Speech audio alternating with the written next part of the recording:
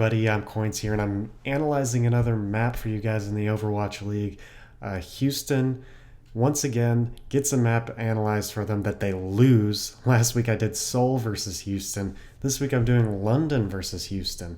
As you can see, it's just Houston. It's really interesting to see how Houston loses maps that they win so often. Last week they were undefeated on Horizon Lunar Colony, and that's when I did a map analysis on them versus Seoul and how Seoul beat them. This week, London Spitfire in the playoffs were able to beat Houston on their last undefeated map, which was Eichenwalde, a map that they had actually previously lost to them earlier in the week. And that's what we're going to start off by doing, is looking at the map that they played each other on Thursday, not the playoff one. London, their first map, as you can see, map 1 of 4 in this first set on Thursday was Eichenwalde. London attacked first, got one checkpoint, and we're going to see as to why Houston was unable to break this on Saturday. They were unable to break this defense at all, got full held. We're going to see why London gave it up this time. First, I want you guys to take note at who London has in. These are going to be the big three differences from the Saturday game. They have Hagopin, Closer, and Huyal in, and they're going to have different three players in on Saturday. So let's just get right into the play here.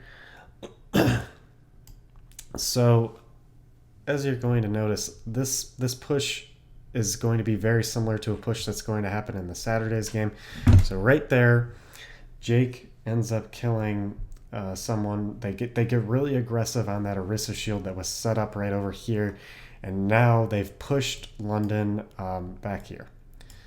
London's had to go back here, and now Jake is going to sit right here, spam some more for a real quick second, and get his ult.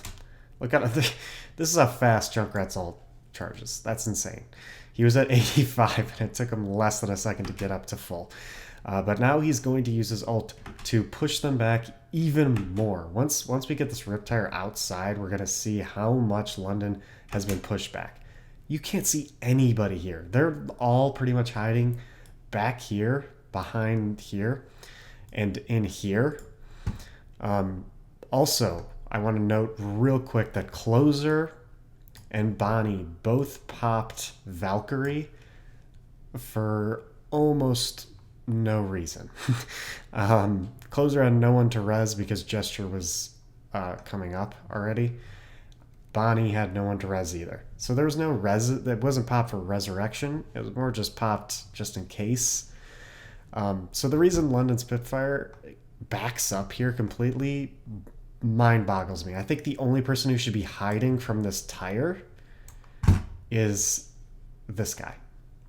But there is also a Deadeye, so they're kind of getting zoned out by that as well. We gotta admit that. So Jake's gonna try to go around. Prophet's Riptire's out now too. He's gonna get nothing off of that, but it completely zoned out this entire team. More people over here for London. We saw him all around, nowhere near the point, basically. Along with Linkser's ult, just completely zoned out London. They're going to come in now with the trans and just have complete control over this point. Houston saw that this was open and said, we're pushing them off even more. And of course, Coolmat killed Birdring while all that was going on. I believe that happened in this area. Jake's going to come in. He's going to be in this house. And they're going to try to counter both Muma's ult and the Zen ult with their own Zen ult and a whole hog. So they do get this space back, but Jake was able to sneak it to the back here and get a pick onto Closer, which is huge. He's going to end up dying because he's out of position, obviously, but this pick is worth it. Cool Matt just threw in his devault, which is going to zone them out even more. Gesture's going to get behind that. They're going to end up taking out Gesture. So Houston won that point because of extremely good zoning ults. able to zone London way back. Even though London was able to come back in, Jake was able to get a huge pick over here. And then Houston just honestly just came charging right back in, and London had no mercy to heal them up enough. So that's it for the first map. Let's take a look at London and how they defend so well in almost the same exact situation on the next map.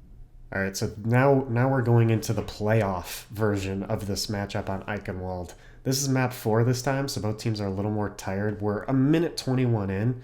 London was able to hold off the first push in a very, very even fight that came down to about a 2v2, 3v3 situation, in which Houston ended up getting pushed back because they just had the wrong heroes left. London is going to participate in a very, very similar fight to the fight I just saw on Eichenwalde last time. So Jake just killed Bonnie's gestures bongo, and now he's popping Riptire, which is forcing London back. Just like last time, this tire is zoning London back over here, except this time Jake's ult is it's further away. And that's going to be key. And this time, London makes a big, big decision compared to the time before. As you can see, Birdring was back there. He was completely back here trying to take this out. But the rest of London is not hiding this time. London is out in the open behind the Orisa shield, waiting for this tire, and we're about to see the reason why. Prophet kills it with his own tire. That's their plan this time, is to kill it with their own tire, stay on the point so they don't get zoned out. And that's huge here because, look, they have 2 ticks. So that's absolutely huge that London stays on the point and they don't give Houston any room to be the aggressor. So they'll go in this time, and this time we have an even fight. They have the Orisa shield set up on the point. Houston isn't over here this time. Houston is forced to be right here. And it's actually he's going to get halted and hooked here. Coolmat's going to have to back up, and now Houston's going to have to try to aggress with ultimates, some more ultimates, like they did last time, just like they did last time. They're going to Zen ult, they're going to throw a Diva Bomb in there, which does back London up. No one dies to the Diva Bomb, but then they have their own Zen ult to counter once again. Jake's going to take the same route, just a little longer, into this house to try to get a huge pick like he did last time onto Closer, who's Nuss this time. And by the way, this is huge this time. Bonnie just popped his, and Nuss is about to pop his as well. But this time, this Jake flank isn't going to work as well because Nuss still has this. So watch out for that. The key is that Houston was able to zone them out super well again, but the key is this Nuss ult. Because Jake's flank's going to end up killing people. I know Prophet just died to Linkser, and that forced out Bonnie's first, which is absolutely huge. And that happened over here, I believe. Just with some Junkrat spam and a mine. But here, during Fury's ult, Jake's going to kill him. And Jake also killed Birdring, who was in this area as well. So here's Jake's flank. And here's the reason it's just not going to work out at all. Nuss immediately reses Fury, and that puts Jake in a terrible position because look at all of these members, and Nuss is going to Prophet's going to die, and Nuss is going to revive him as well. He could have revived Birdring, whose dead body's like over here, but now that this res came up, Coolmat's in a terrible position, Jake's in a terrible position.